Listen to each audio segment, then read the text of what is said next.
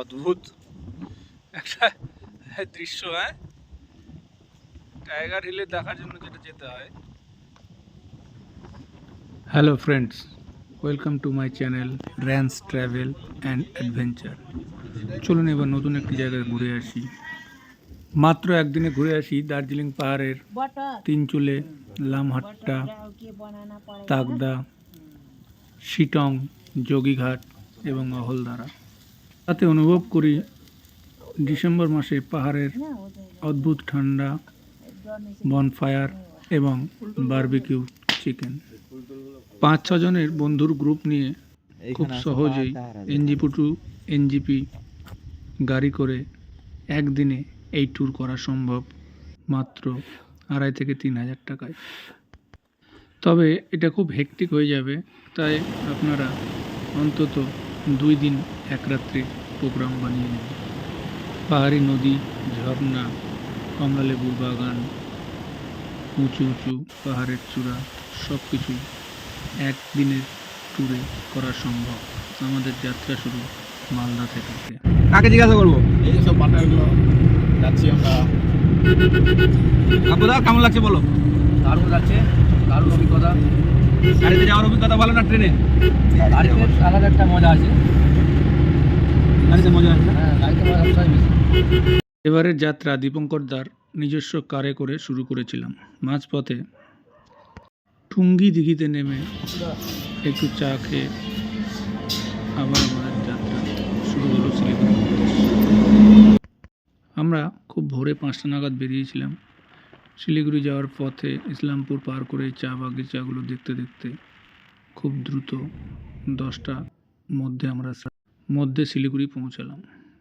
শিলিগুড়িতে আমাদের পরিচিত একটি স্থানে আমাদের কারটি রেখে নতুন একটি ইনোভা গাড়ি ভাড়া করে নিলাম 2 দিনের জন্য। দুপুরে খাওয়া দাওয়া করে সেবক রোড কালী মন্দিরের কাছে পৌঁছাতে প্রায় 2:30-3টে বেজে গেল। সবুজে ঘেরা পাহাড়, তিস্তা দেখতে দেখতে একটি ক্যাফেটেরিয়ায় পৌঁছালাম বিকেলের দিকে। সেখানে কিছুক্ষণ কাটিয়ে আবার জার্নি শুরু হবে।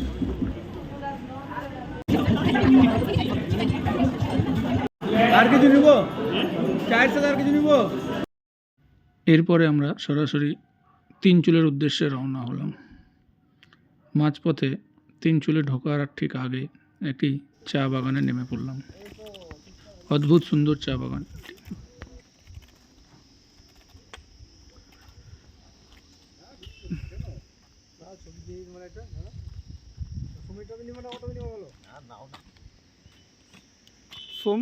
চা বাগানে এবং পাহাড়ের সৌন্দর্য বর্ণনায় কাব্যদা। আমরা পৌঁছে গেছি তিনচূড়া পাহাড়ের আশেপাশে চা বাগানে। অসাধারণ প্রাকৃতিক সৌন্দর্য।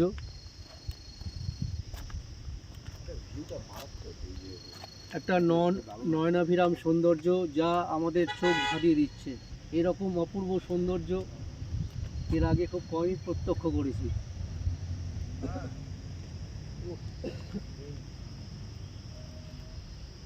ওখান থেকে পৌঁছালাম তাকদাও একটি ট্যুরিস্ট স্পট, ছোট্ট গ্রাম। সেখানেও প্রচুর মানুষ বেড়াতে যান। সেখানে কিছুক্ষণ সময় কাটিয়ে নিলাম।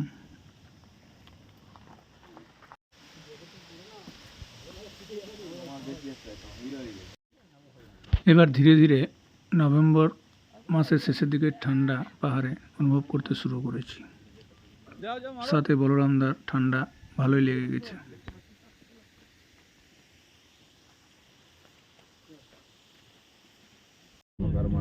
বিকেল ঘনিয়ে সন্ধ্যা হতে চলল। এবার আমরা পৌঁছাবো যেখানে আমরা রাত্রি নিবাস করব। তিনচুলে আমাদের হোমস্টে এবং আমাদের হোমস্টের আশেপাশের রাত্রিকালীন সৌন্দর্য অনুভব করুন।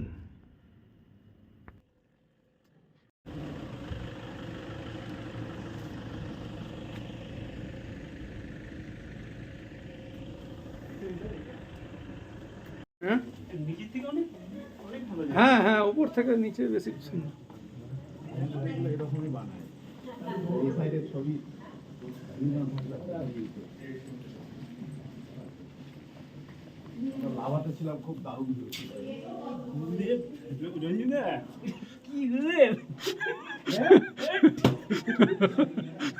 এই হোমস্টে প্রতি ব্যক্তি থাকা খাওয়া 1200 টাকা করে নিয়েছিল। তারপরে রাত্রি 8টার মধ্যে বনফায়ার চালু হলো, সাথে গান এবং আমাদের বারবিকিউ চিকেন।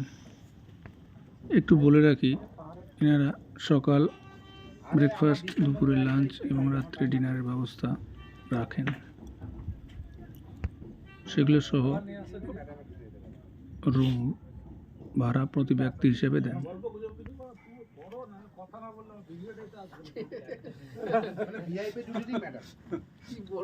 রাতের বনফায়ারে খুব দারুণ অনুভূতি হচ্ছে, এরকম অনুভূতি কোনোদিন পাইনি, ফার্স্ট টাইম।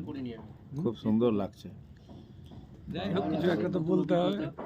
বনফায়ার গ্রামে রোজই হয় আমাদের। এটা পাহাড়ে তোমার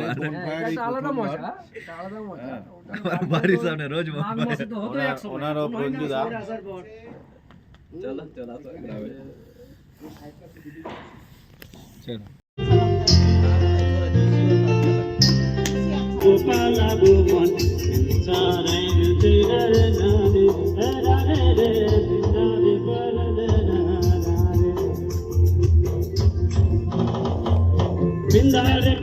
রাত্রে দ্রুত খাওয়া দাওয়া সেরে ঘুমিয়ে পড়া এবং সকালে উঠতে হবে দ্রুত, কারণ সূর্যোদয় তিনচুলে থেকে দেখতে খুব সুন্দর লাগে। এই অদ্ভুত দৃশ্য আপনারা না দেখলে তিনচুলে যাওয়াটাই বৃথা হবে। আমাদের হোমস্টের তিনচুলের বিখ্যাত ইগলু টাইপ এখান থেকে সেই ভিউটা পেতে পারেন। সকালে পাহাড়ের দৃশ্য অতি মনোরম, ভাষায় প্রকাশ করা যায় না, একমাত্র সেখানে উপস্থিত থেকে সেটা অনুভব করা সম্ভব। আমরা যে রাস্তাতে দাঁড়িয়ে আছি সেই রাস্তা থেকে কিছুটা নিচে নেমে গেলে সেই পয়েন্ট বা স্পট পাবো যেখান থেকে সূর্যোদয় দেখা যায় এবং সামনে কাঞ্চনজঙ্ঘার অপরূপ শোভা সহজেই চোখে পড়ে। এই সেই জায়গা, ওই যে দূরে দেখা যায় কাঞ্চনজঙ্ঘা সাদা বরফাবৃত। এখান থেকে সূর্যোদয় দেখলে টাইগার হিলে আর আপনার যেতে ইচ্ছে করবে না কোনোদিনও। বারবার মনে হবে এই জায়গাতে গিয়েই আবার সূর্যোদয় দেখি।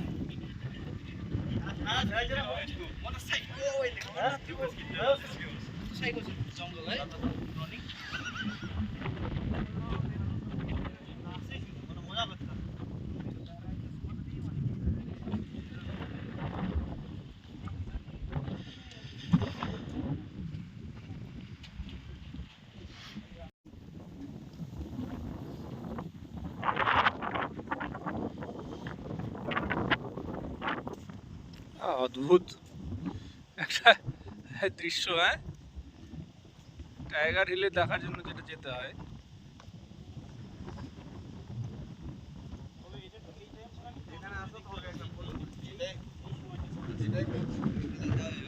কোথায় আমাদের হোমস্টে? Cherry blossom homestay.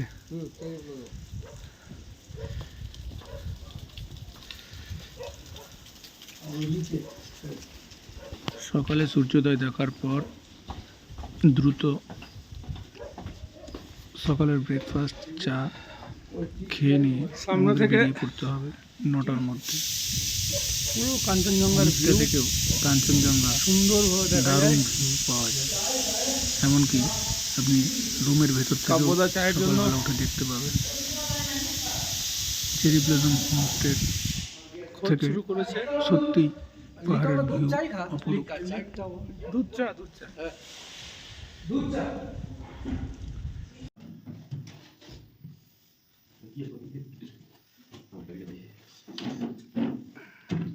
দ্রুত ব্রেকফাস্ট সেরে বেরিয়ে পড়লাম পাহাড়ের অপরূপ শোভা দেখার জন্য।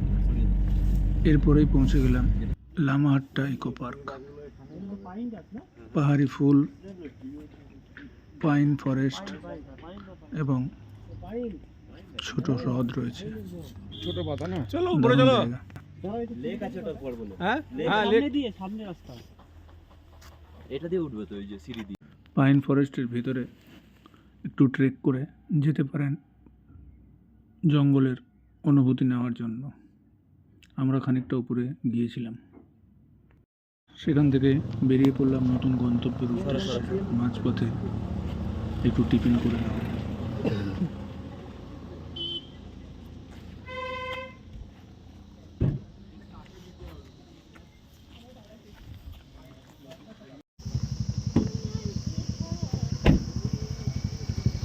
এরপরেই আমরা পৌঁছে গেলাম মংপুতে। মংপু রবীন্দ্র ভবন বিখ্যাত, সকলেই খুব পরিচিত। আশেপাশে সিংকোনা চা বাগান দেখে নিতে পারেন। সিংকোনা প্রসেসিং ইউনিটও এর কাছাকাছি রয়েছে। চলো।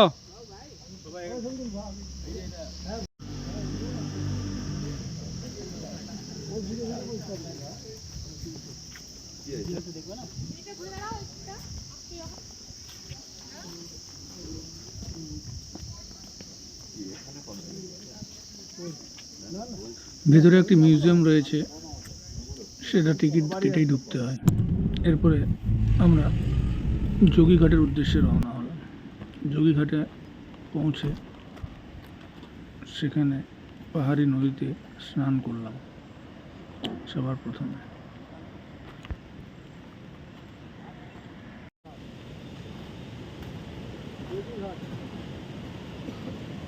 বাহ,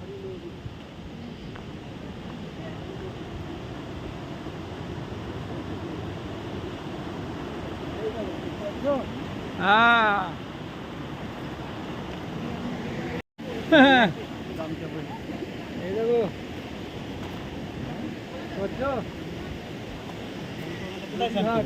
হ্যাঁ হ্যাঁ স্নান করবে এখানে, সব স্নান করবো, স্নান করে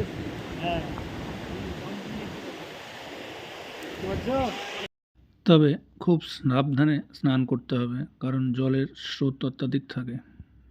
তাই যারা স্নান করবেন খুব সাবধানে। অনেকেই স্নান করে, তবে সাবধানে।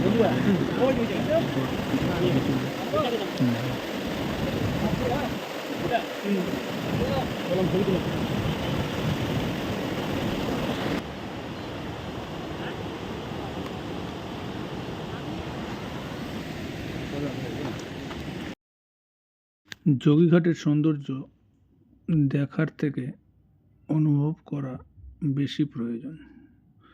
যোগীঘাটের স্টিলের ব্রিজ,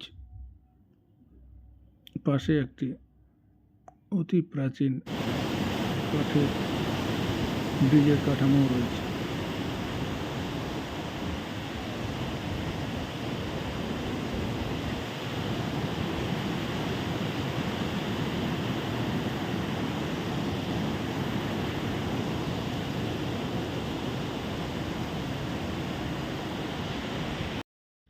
এখানে বেশ কিছু খাবার হোটেল, থাকার হোটেলও রয়েছে, হোমস্টে রয়েছে।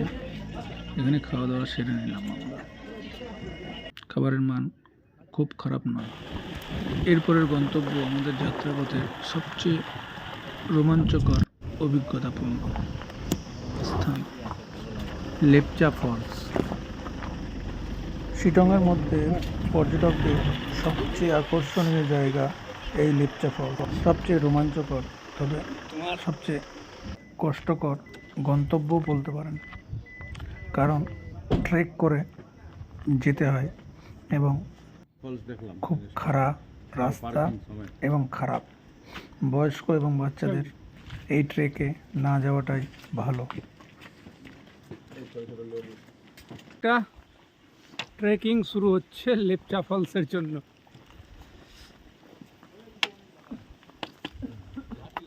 হ্যাঁ ট্রেকিং আছে, চলো। হ্যাঁ তোমারও করছি, আস্তে আস্তে চলো।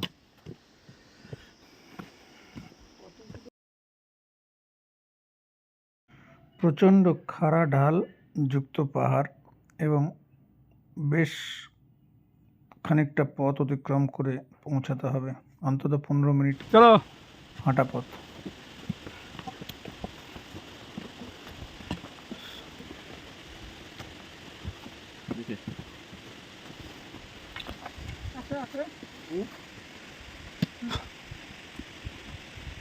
देखिए ये ওয়াটারফল ফাইনালি পৌঁছালাম লেপচা ফলস।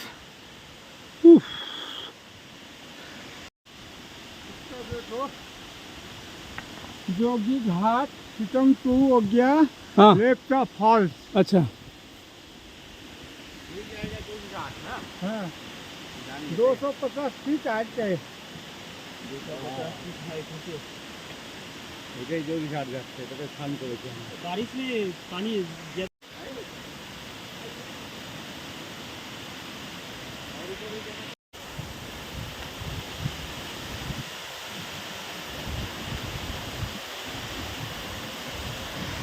এখান থেকে পৌঁছে গেলাম আই লাভ সিটং ভিউ পয়েন্টে। এখান থেকে পাহাড়ের ভিউ খুব সুন্দর পাওয়া যায়।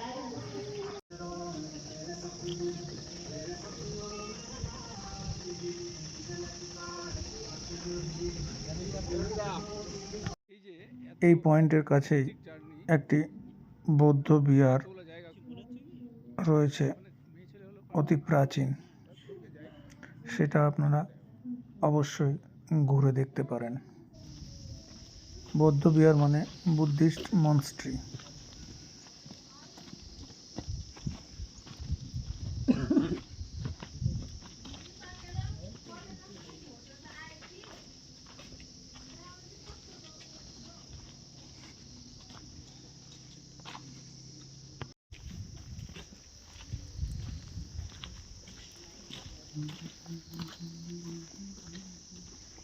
বৌদ্ধ বিহার দেখা শেষে আমরা পৌঁছালাম নামকিন পোখরি, একটি বায়োডাইভার্সিটি সাইট। এখানে একটি লেক এবং চারিপাশে পাইন ফরেস্ট, একটি হনুমানজির মূর্তি রয়েছে। সকলেরই জায়গাটি ভালো লাগবে। তোমার অরেঞ্জ বাগানে চলে এসেছি, বলো তোমার এবার বলো তোমার বহু প্রতীক্ষিত অরেঞ্জ বাগান। বহু প্রতীক্ষিত অরেঞ্জ বাগান এইমাত্র প্রবেশ করতে চলেছি। খুব এক্সাইটেড আর উত্তেজিত। আচ্ছা হাতে নিজ হাতে পেরে কমলা খাবো। বাহ, চলো তাহলে লেটস গো।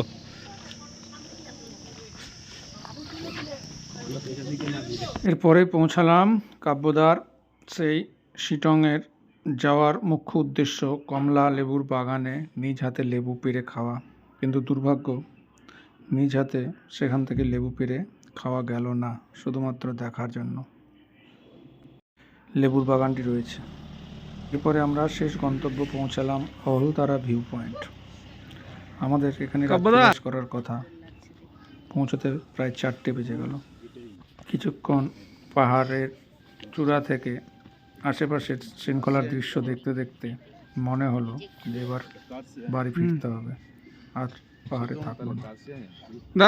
তারপরে ওখান থেকে সোজা শিলিগুড়ির উদ্দেশ্যে রওনা হলাম। তবে অহলদারা ছেড়ে খুব সহজে আপনারা বেরোতে পারবেন না। ওখানকার প্রাকৃতিক সৌন্দর্য এতটাই অপরূপ। হাতে কিছুটা সময় নিয়ে ওখানে অবশ্যই যাবেন। আমাদের ফেরার তাড়া থাকায় আমরা বেরিয়ে পড়লাম শিলিগুড়ির উদ্দেশ্যে। এতগুলো জায়গা আমরা ছেলেরা ছিলাম বলে হয়তো কভার করা সম্ভব। শিলিগুড়ি পৌঁছে আমাদের ফায়ার ব্রিগেড স্টেশনের কাছে গাড়ি রাখা ছিল, সেখানে চা খেয়ে আমরা মালদার উদ্দেশ্যে রওনা হলাম। সম্পূর্ণ ভিডিও দেখার জন্য সকলকে ধন্যবাদ।